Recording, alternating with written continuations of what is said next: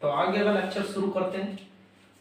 तो आज के लेक्चर में हम कुछ नई बातों के बारे में बात करेंगे, यानी कि अब जो हम पढ़ेंगे अब आगे इंटरेस्ट आना चालू हो जाएगा। अभी तक तो हमने जनरल चीजें पढ़ी, कंजर्वेशन ऑफ चार्ज हो गया, इंडक्शन हो गया, कंडक्शन वगैरह हो गया। अब पढ़ेंगे कूलॉम्स लॉ के बारे में, यानी कि जब कोई दो चार्ज हैं, भाई हम जानते हैं अपोजिट चार्ज क्या करते हैं, अट्रैक्ट करते हैं। सेम नेचर के चार्ज क्या करते हैं, जो सेम नेचर के होते हैं रिपेल कर देते हैं आपस में, यानी कि दूर भागते हैं एक दूसरे से।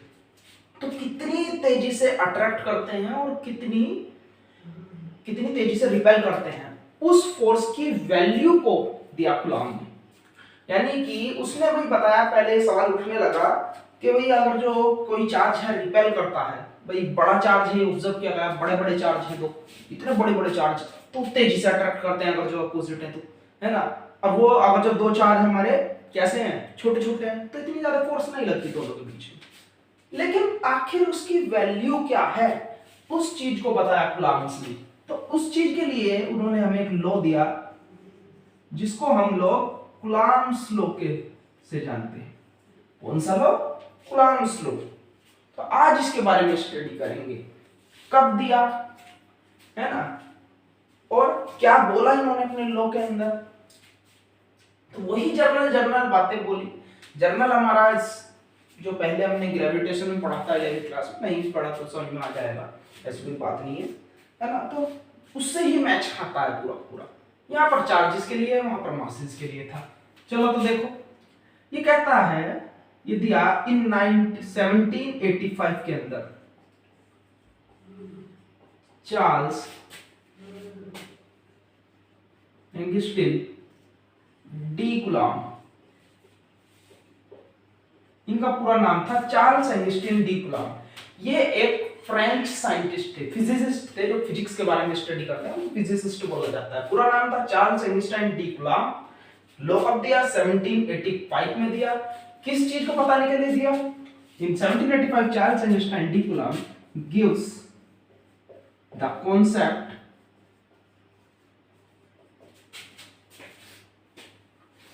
of force between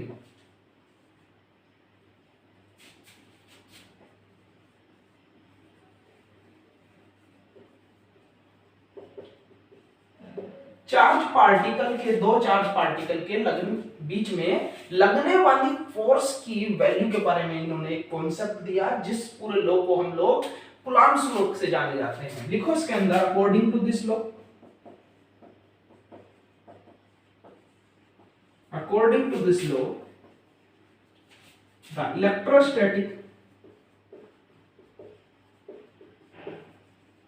force of interaction, interaction का मतलब होता है या तो अट्रैक्शन हो रहा हो या फिर रिपल्सन हो रहा है। लो ब्रैकेट में लिख लो, अट्रैक्शन और रिपल्सन, या तो अट्रैक्शन हो रहा हो या रिपल्सन हो रहा हो, जो भी हो रहा हो, उन्होंने बोला is directly proportional to the product of charge and inversely proportional to the square of the distance between them। अब देखो भाई इन्होंने क्या बोला, ये तो डेफिनेशन होगी जनरल, और लो लिखो इसके अंदर, this force is act along the line joining of two charges, line joining of two charges। पहले इसको लिख लो फिर समझाते हैं। लिख लो इसको, मिटा दे इसको, रोक करके लिख लेना। देखो इन्होंने बोला भाई जान ये एक चार्ज है, मान लो पॉजिटिव है, मान लो नेगेटिव है, जो भी चाहो वो मान लो, ये किसी r डिस्टेंस से, सेंटर से हमें हमेशा हम डिस्टेंस लेंगे, ये बात इन्होंने बताई, इनके सेंटर से डिस्टेंस ली जाएगी, r डिस्टेंस पर सेपरेटेड है ना। अगर जो किसी r डिस्टेंस से सेपरेटेड है, ये चार्ज है q1, ये चार्ज है q2 प्लस माइनस बोलो या q1 q2 बोलो, जो भी आपका मतलब हमने q1 q2 बोला, तो उन्होंने बताया कि फोर्स जो है इनके दोनों के बीच की वो प्रोडक्ट ऑफ चार्जेस के डायरेक्टली प्रोपोर्शनल होगी। कहने का मतलब है चार्ज जितना बड़ा होगा, भाई चार्ज बड़ा होगा तो ये वैल्यू बड़ी होगी, ये वैल्यू बड़ी होगी तो फोर्स बड़ा हो जाएगा। इसी तरह से ये चार्ज बड़ा होगा तो ये वैल्यू बड़ी होगी, ये वैल्यू बड़ी होगी तो फोर्स बड़ा होगा। यानी जितना बड़ा चार्ज उतनी ज्यादा फोर्स, जितना छोटा चार्ज उतनी कम फोर्स। फिर इन्होंने बोला F is directly inversely proportional to r square, यानी कि इनके बीच की जो डिस्टेंस है उसके स्क्वायर के इनवर्सली प्रोपोर्शनल। कहने का मतलब ये है कि अगर जो मैं इस चार्ज को यहां से, जितनी डिस्टेंस ये है इसके डबल डिस्टेंस पर रख दूं तो फोर्स 4 गुना क्या होगी, डिक्रीज होगी, यानी कि डबल डिक्रीज होगी। कह दो मैं एक वैल्यू बढ़ाऊं किसकी, डिस्टेंस की, तो डिस्टेंस जो फोर्स है वो हमारी वो डबल डिक्रीज होगी एक डिस्टेंस बढ़ाने पर। और कह दो मैं अगर जो एक डिस्टेंस कम करूं, अभी यहां पर तो चार्ज एक डिस्टेंस कम करा, 1 मीटर कम कर दिया, तो फोर्स कितनी बढ़ेगी, 2 टाइम्स बढ़ेगी। दूर करोगे तो 2 टाइम्स डिक्रीज होगी। तो इन सबको कंबाइन करा इन्होंने और एक फॉर्मूला दे दिया जिसको हम लोग कूलम्ब्स लॉ बोलते हैं, हाँ इसको। यहां से डायरेक्टली प्रोपोर्शनल हटा, एक साइन आया k का, r स्क्वायर लिख लो, where k is equal to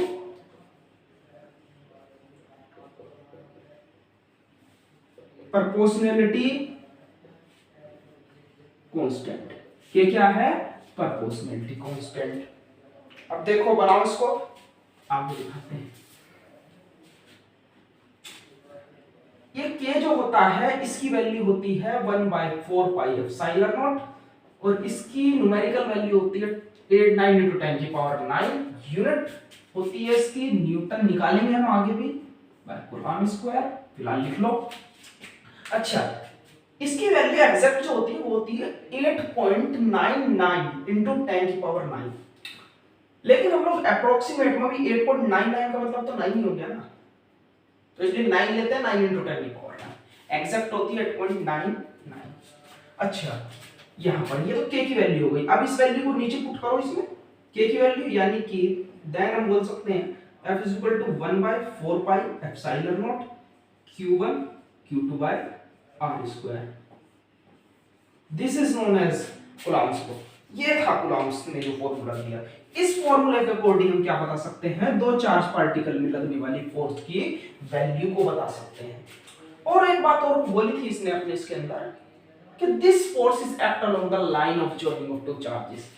तो इसने क्या बताया इस बात के अंदर, मान लो ये एक चार्ज, ये दूसरा चार्ज, ये इसका सेंटर, तो ये इसका सेंटर, तो इसने बोला जो फोर्स जो लगाएगा, मान लो ये स्फीयर इस पर फोर्स लगाएगा ये वाला चार्ज, तो ये कैसे लगाएगा, ये हमेशा इसके सेंटर की तरफ लगाएगा।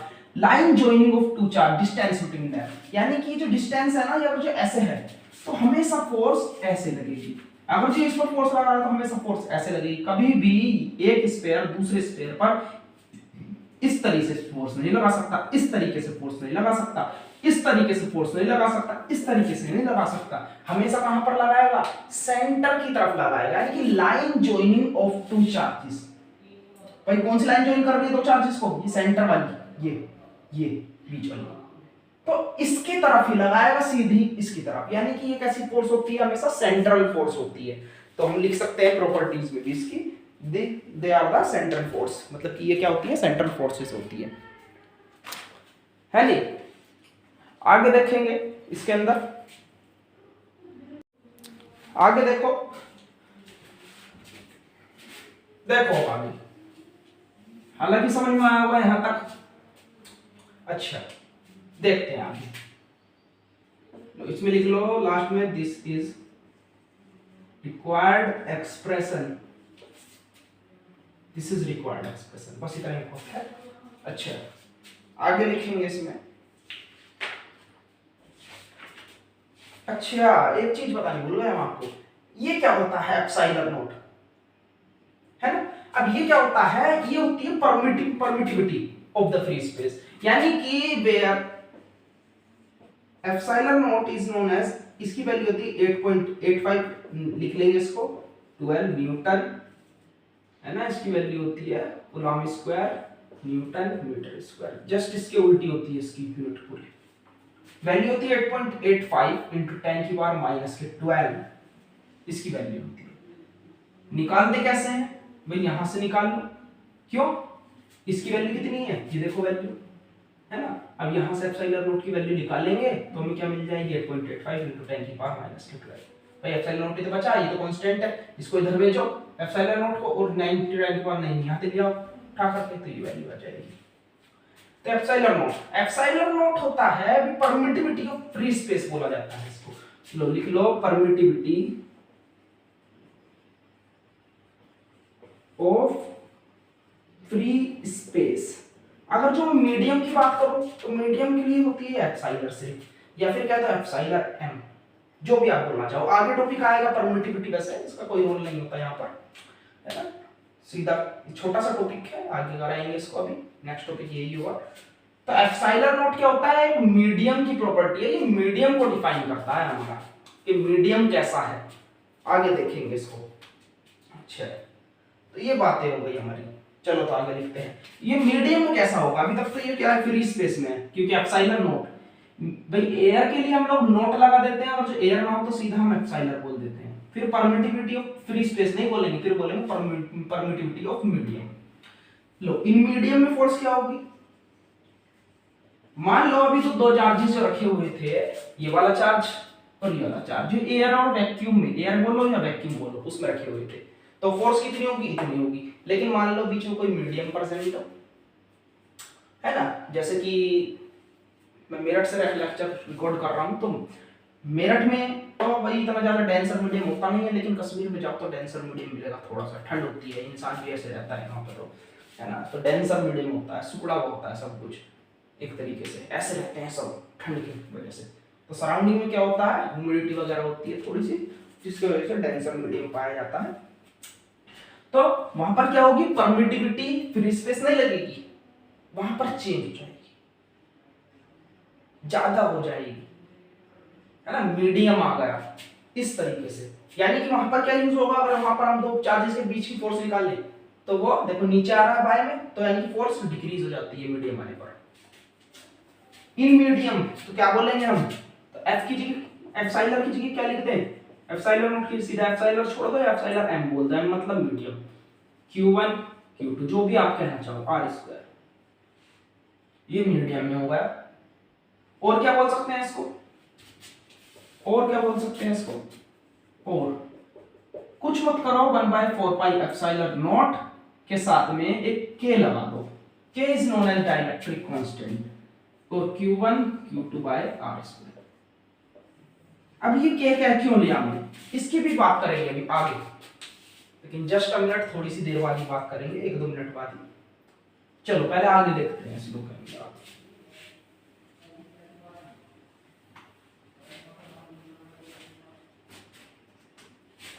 देखो इसके अंदर ग्राफ बिटवीन, ये क्वेश्चन बहुत आता है, तो ग्राफ बिटवीन किस किस में, एफ एंड आर। अगर जो ग्राफ पूछे है 4 में, तो वी नो फॉर्मूला क्या होता है भाई, F is equal to 1/4 pi epsilon nought q1 q2 by r², यानी कि f is inversely to r², r² में बोल सकता है वो, r में बोल सकता है, तो ये हमने बोला f, ये बोला r, तो भाई क्या इनवर्सली प्रोपोर्शनल है, तो ग्राफ क्या हो जाता है, इनवर्सली प्रोपोर्शनल ग्राफ डिक्रीजिंग होता है, और ये ऐसा होगा, यानी कि एक को बढ़ाओगे दूसरी डिक्रीज होगी, वो वाली वैल्यू, ये बढ़ा तो ये कम होगा, ये घटा बीच की डिस्टेंस तो ये ज्यादा होगा, तो ग्राफ ये आ गया। अगर जो एग्जाम में बोल दे graph between f and 1/r, पहले r के बोला अब 1/r के बोला, तो f is directly to 1/r but inversely to r, भाई इनवर्सली तो r होगा, लेकिन ये पूरी वैल्यू है, कैसे, अगर जो मैं इसको लेट कर लूं x, इस वाली वैल्यू को सिर्फ, तो f is directly to x, यानी कि f इज डायरेक्टली टू किसके है 1/r के है, लेकिन इनवर्सली है सिर्फ r के। तो इस बात को ध्यान रखिए। तो f और 1/r में ग्राफ क्या जाना है, सीधा स्ट्रेट लाइन। क्यों? डायरेक्टली प्रोपोर्शनल के लिए ग्राफ क्या होता है, स्ट्रेट लाइन होता है। आगे देखो, ये क्वेश्चन बहुत पूछा जाता है, ग्राफ आता है, बहुत ही इंपॉर्टेंट ग्राफ है। Graph between f and 1/r के बीच में ग्राफ बनाओ। कब? पहली कंडीशन दी उसने, इफ Q1 Q2 दो चार्जेस के बीच की प्रोडक्ट ग्रेटर देन 0 हो। सेकंड कंडीशन दी उसने, if Q1 Q2 is less than 0। बनाए क्या ग्राफ? जो फर्स्ट कंडीशन के लिए बनाते हैं, अगर जो Q1 Q2 is greater than 0 होगा, Q1 Q2 is greater than 0, कब हो सकता है 0? जब ये वाला चार्ज क्या हो, प्लस हो, और ये वाला चार्ज क्या हो, प्लस हो। तो ओवरऑल दोनों की प्रोडक्ट क्या आनी है, प्लस आनी है। और प्लस की कोई भी वैल्यू हो वो हमेशा क्या होती है, 0 से बड़ी होती है। यानी कि दोनों चार्जेस प्लस हो, और क्या हो सकता है, एक नेगेटिव दूसरा नेगेटिव। जब दो नेगेटिव की प्रोडक्ट करते हैं तो क्या बन जाता है, पॉजिटिव, और positive is always greater than 0, या दोनों नेगेटिव हो। यानी कि हम कह सकते हैं that is the force between two charges is repulsive. दोनों चार्जेस सेम नेचर के होंगे जब तो हो सकता है ये कल केस ग्रेटर देन 0। यानी कि the force between the two charges is repulsive, repulsive force होनी चाहिए, ये वाला केस बनता है ना। अब वो कब होगी, लो ग्राफ बनाए तो लो ये किया गया, ये किया गया, ये क्वाड्रेंट होते हैं हमारे। चलो दिखा दें आपको। तो इसमें दो केस बन गए। फर्स्ट एक पार्ट लो, हम कहते हैं Q1 and Q2 both are positive, है ना। अभी और क्या हो सकता है इस केस में, Q1 and Q2 both are negative, या दोनों नेगेटिव हो या दोनों पॉजिटिव हो, जब भी पॉसिबल है ये सब चीजें, वरना पॉसिबल ही नहीं है भाई, है ना। Q1 Q2 दोनों या तो पॉजिटिव हो जब ग्रेटर होगा 0 से, और या तो नेगेटिव हो जब ग्रेटर होगा। तो भाई ये क्वाड्रेंट होते हैं हमारे, इसमें दो पॉजिटिव दोनों, इसमें क्या होता है, ये एक्स एक्सिस यानी कि नेगेटिव, ये ऊपर पॉजिटिव, नेगेटिव और पॉजिटिव इसमें होता है। इसमें तो नेगेटिव और नीचे ये भी नेगेटिव, यानी कि नेगेटिव नेगेटिव यहां मिलता है। यहां देखें तो ये पॉजिटिव और ये नेगेटिव, यानी कि पॉजिटिव नेगेटिव इस क्वाड्रेंट में मिलेगा। ये तो दिखाने के लिए है, हम ग्राफ यहां पर बनाते हैं, ये F और ये 1/r के बीच में। अब 1/r के बीच में अगर जो हम लोग ग्राफ बनाते हैं तो पहले बनाया है क्या जाता है, स्ट्रेट लाइन। भाई ग्राफ स्ट्रेट लाइन आएगा ठीक बात है, लेकिन कहां जाना चाहिए ग्राफ, फर्स्ट पार्ट के लिए जो ग्राफ होगा भाई दोनों पॉजिटिव, यानी कि ये पॉजिटिव ये पॉजिटिव, कहां जाएगा, ये गया ग्राफ। तो ये कौन से पार्ट के लिए हो गया, फर्स्ट पार्ट के लिए ग्राफ हो गया। बना लो इसको, फिर सेकंड पार्ट के लिए ग्राफ बनाए तो कौन पर जाएगा, देखो दोनों नेगेटिव, ये रहे थर्ड क्वाड्रेंट, यानी कि ये गया ग्राफ, ये F और ये है 1/r। आ गया क्या, दोनों को बनाओ। आगे देखो सेकंड केस देखते हैं इसका।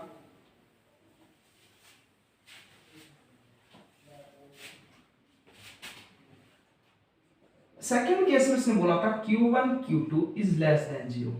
अब लेस देन 0 कब होगा, जब ये वाली वैल्यू नेगेटिव हो, जब तो लेस देन 0 होगा। 0 से छोटा यानी कि नेगेटिव वैल्यू, नेगेटिव वैल्यू कब देगा, फर्स्ट कहेंगे हम A, यानी कि लो या तो ये नेगेटिव हो और ये पॉजिटिव हो तो नेगेटिव वैल्यू, यानी कि negative positive is always equal to negative, product of negative positive is always equal to negative, या positive into negative is equal to negative.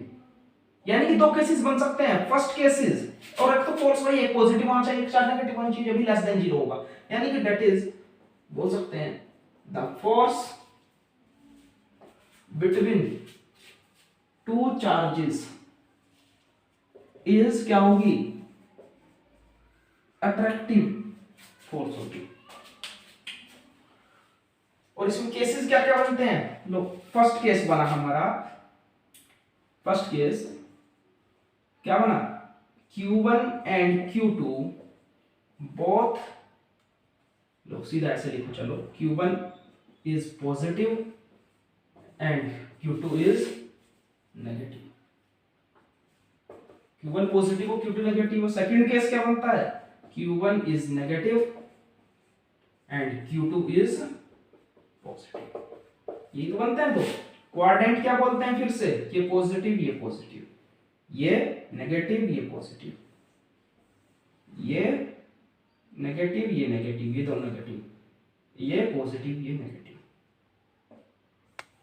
तो फर्स्ट केस क्या है, पॉजिटिव नेगेटिव, यानी कि पॉजिटिव नेगेटिव, यानी कि यहां पर आ रहा है फर्स्ट केस का ग्राफ, ये ग्राफ इधर पॉजिटिव नेगेटिव है ना।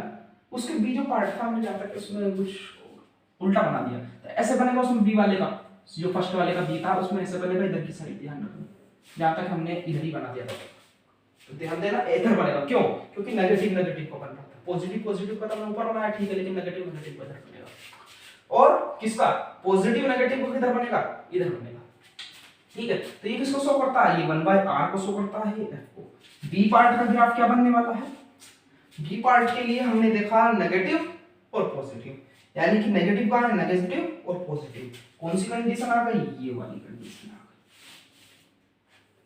गई। ये किसको डिनोट, f को, ये किसको डिनोट 1/r।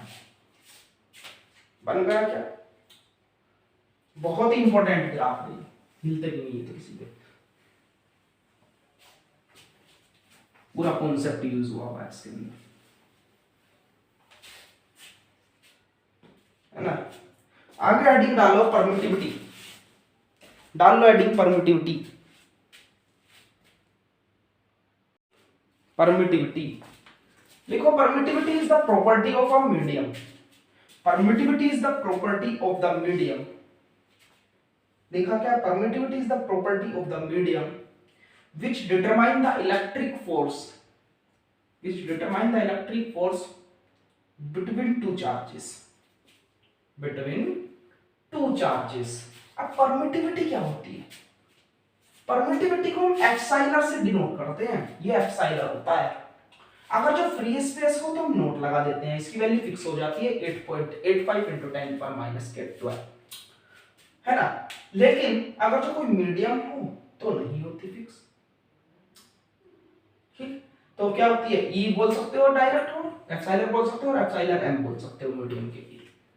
तो ये होती है, ये क्या बताती है, वही मीडियम को बताती है कि मीडियम किस तरीके का होती है, मीडियम की प्रॉपर्टी होती है, यानी कि मीडियम को डिफाइन करती है, मीडियम किस तरीके का है ना। यानी कि मीडियम अगर जो डेंसर है ज्यादा, है ना, हैवी मीडियम, तो क्या बोलोगे, परमिटिविटी हाई है, अगर जो मीडियम लो है तो परमिटिविटी कम। एक बात और मैं बताना चाहूंगा, परमिटिविटी सराउंडिंग की, या कह दो हमारे जो मतलब कि एक वो है कि हम यूज नहीं कर सकते उसको, खुद से नहीं कर सकते, परमिटिविटी वो चीज होती है ना। लेकिन एक चीज आती है डाइलेक्ट्रिक, पहले पढ़ा है, और डाइलेक्ट्रिक कांस्टेंट, जो उसका कांस्टेंट होता है, वो एक वो होता है हाँ हम खुद से लगा दें, वो डाइलेक्ट्रिक कांस्टेंट होता है। लेकिन परमिटिविटी हम खुद से नहीं कर सकते, परमिटिविटी एक प्रॉपर्टी होती है, मतलब खुद की नेचुरल प्रॉपर्टी, जैसे कि मैं यहाँ पर हूँ फिर कश्मीर में चला जाऊँ तो वहां पर डेंसिटी बढ़ जाएगी तो परमिटिविटी हाई हो जाएगी, तो उस तरीके से मैं उसको चेंज नहीं कर सकता परमिटिविटी को खुद से। परमिटिविटी एक ऐसी चीज है, जबकि डाइलेक्ट्रिक कांस्टेंट जो आगे आने वाला है टॉपिक, और उसको रिलेटिव परमिटिविटी बोलते हैं, है ना, वो हमारी क्या है कि हम खुद से कोई मटेरियल लगाएं और क्या करते हैं, कोई मीडियम लगाएं, फोर्स को डिक्रीज कर दें। देखो फोर्स जो है हमारी डिक्रीज परमिटिविटी बढ़ाने से भी होती है और डाइलेक्ट्रिक कांस्टेंट बढ़ाने से भी होती है, दोनों अलग अलग चीजें हैं, काम दोनों सेम करते हैं, है ना। तो ये दोनों चीज होती है, परमिटिविटी हम खुद से नहीं, नेचुरल फिनोमेना, परमिटिविटी नेचुरली होती है ना, तो उसको परमिटिविटी बोला जाता है। लिख लिया, तो आगे हेडिंग डाल लो, डाई इलेक्ट्रिक कांस्टेंट और इसको बोलते हैं हम रिलेटिव परमिटिविटी। रिलेटिव परमिटिविटी हम इसको क्यों बोला बताएंगे। रिलेटिव परमिटिविटी, अच्छा वी नो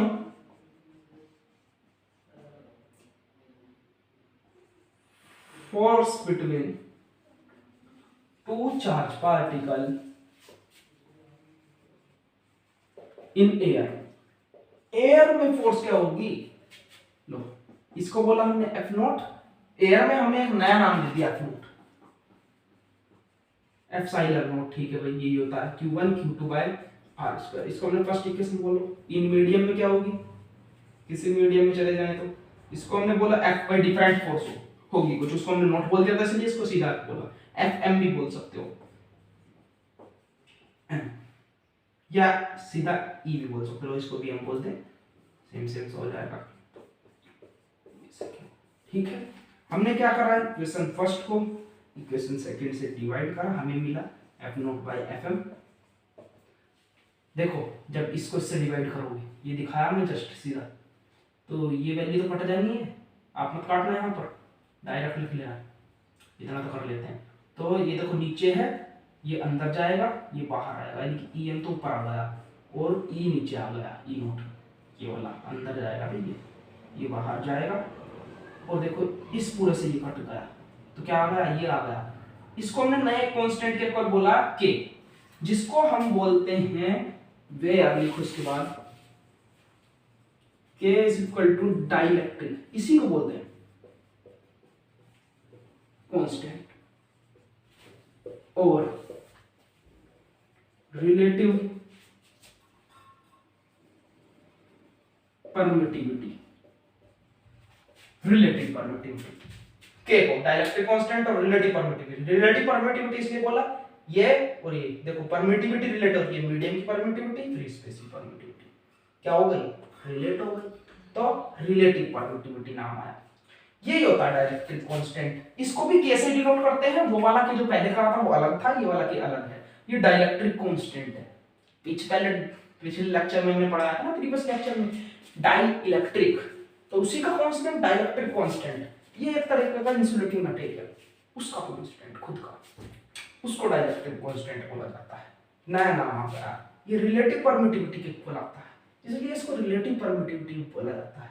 अगर तो यहीं से देखें, लो epsilon m by epsilon is equal to k पढ़ा हमने, तो यहां से em is equal to epsilon k, ये वैल्यू आ गई। तो आपने ध्यान दिया होगा, हमने पिछले जब मीडियम में करा था एक टॉपिक, तो हम डायरेक्ट k भी लगा दिया था, है ना, एप्सिलॉन नोट में k लगा दो, तो इसलिए लगाया था। em की जगह एप्सिलॉन नोट k भी लगा सकते हो आप, तो वो भी मीडियम के लिए ही बन जाता है। तो ये थी रिलेटिव परमिटिविटी। आगे देखेंगे टॉपिक,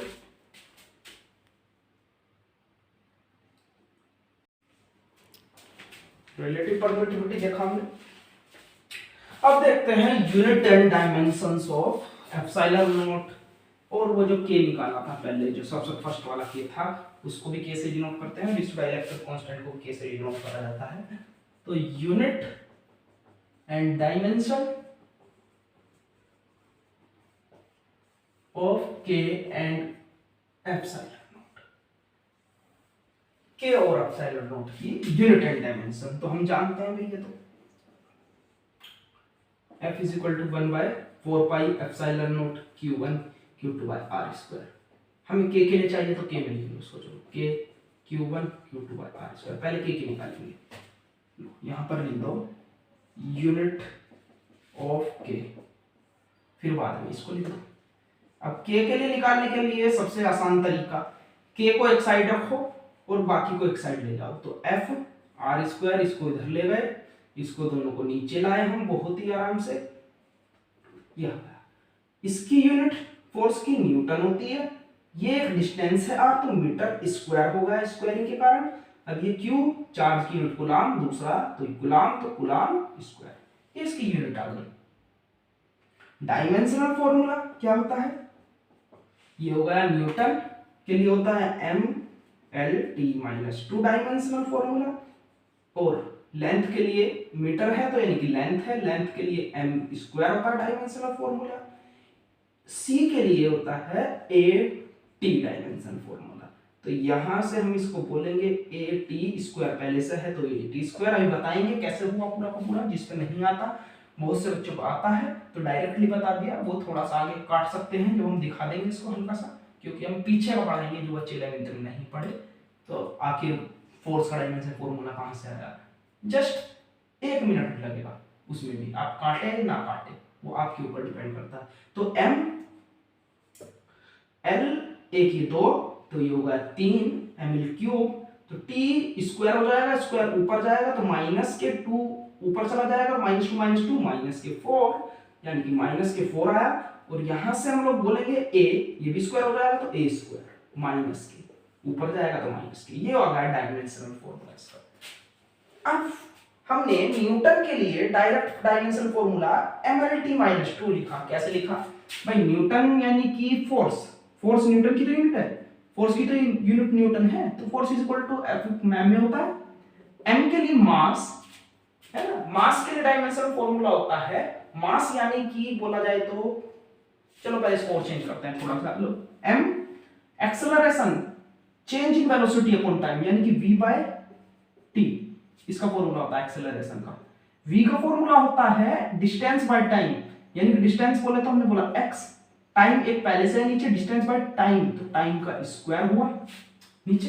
अब हमने बोला मास, मास के लिए डायमेंशन फॉर्मूला m से डिनोट करा जाता है, इसके पहले अक्षर से ही। x एक डिस्टेंस है, क्या है x, एक डिस्टेंस है। डिस्टेंस क्या होती है, लेंथ होती है, यानी कि l आया, ठीक है। t क्या होता है, टाइम होता है। जब ऊपर ले जाओगे देखो इसको, m x t माइनस के 2, यानी कि t माइनस के 2 कैपिटल टी से नोट किया, तब इसके लिए डायमेंशन फॉर्मूला है mlt-2। फिर से मीटर एक लेंथ है, तो लेंथ के लिए क्या होगा, l स्क्वायर पहले से है तो स्क्वायर आया। अच्छा q के लिए निकालते हैं, I इज इक्वल टू क्या होता है, q by t, rate of flow of charge per unit time is known as current. तो करंट के लिए q बाय t, हमें तो q का चाहिए तो q का निकालो at।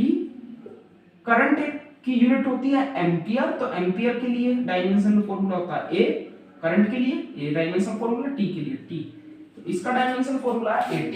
तो ये आ गया चार्ज के लिए at, स्क्वायरिंग हमने इसलिए करा क्योंकि 2 चार्जेस थे तो हमने स्क्वायरिंग कर दी, तो इसकी वजह से यहाँ पर ये डायमेंशनल फॉर्मूला आ गया इसका, तो मिटा दे इसको। अब निकालेंगे dimensional formula of epsilon nought. Epsilon nought के लिए क्या डायमेंशनल फॉर्मूला होगा, यूनिट निकालेंगे पहले, unit of epsilon nought formula होता है 1/4 pi epsilon nought q1 q2 by r square. Epsilon को एक साइड ले जाओ और बाकी सारी चीजें एक साइड रखो। ये f आ गया एप्सिलॉन की जगह, q1 q2 by r square, समझ गए होंगे सभी। यहां से f यहां पर आया, एप्सिलॉन नॉट यहां पर आया। कांस्टेंट का कोई यूनिट नहीं होती कांस्टेंट की, तो हम क्या लेंगे, कूलाम के लिए कूलाम स्क्वायर ऊपर आया, फोर्स के लिए न्यूटन आई यूनिट, r के लिए डिस्टेंस स्क्वायर। ये जस्ट उल्टी आ गई हमारी k की यूनिट के, तो आप डायरेक्ट भी लिख सकते हैं, k की उल्टी यूनिट कर दो सीधी आ जाएगी। अगर डायमेंशनल फॉर्मूला निकाले तो इसका, जब ये यूनिट उल्टी है तो डायमेंशनल फॉर्मूला भी आप लोग उल्टा कर सकते हो। तो पीछे निकाला c का, यानी कि चार्ज के लिए at, यानी कि a स्क्वायर t स्क्वायर, यानी कि at का होल स्क्वायर। इसके लिए निकालेंगे तो क्या निकाला था, mlt-2, और इसके लिए क्या निकाला, l स्क्वायर। सोल्व करोगे ये आएगा m-1 l-3 t4 a square. ये इसका डायमेंशनल फॉर्मूला आ गया। समझ में आया क्या? नेक्स्ट लेक्चर में हम लोग पढ़ेंगे वेक्टर फॉर्म पढ़ेंगे, सुपरपोजिशन प्रिंसिपल पढ़ेंगे, और उसके बाद हम पूरे के पूरे टॉपिक के बहुत सारे न्यूमेरिकल करेंगे बहुत अच्छे से। तो इन्हीं सभी चीजों को करते रहिए। आज हमने न्यूमेरिकल नहीं कराए इसके, क्योंकि पहले टॉपिक को अच्छे से कर ले न्यूमेरिकल, फिर उसके बाद में हम लोग करेंगे। आज का लेक्चर जाएगा, कल का लेक्चर फिर जाएगा, हो सकता है कल के लेक्चर में न्यूमेरिकल स्टार्ट हो जाए कुछ पार्ट, फिर अगले लेक्चर में भी न्यूमेरिकल ही होंगे। ठीक है, तो काफी सारा न्यूमेरिकल करेंगे हम कूलॉम्स लॉ के ऊपर। आज के लेक्चर को यहीं पर खत्म करते हैं, पढ़ते रहिए।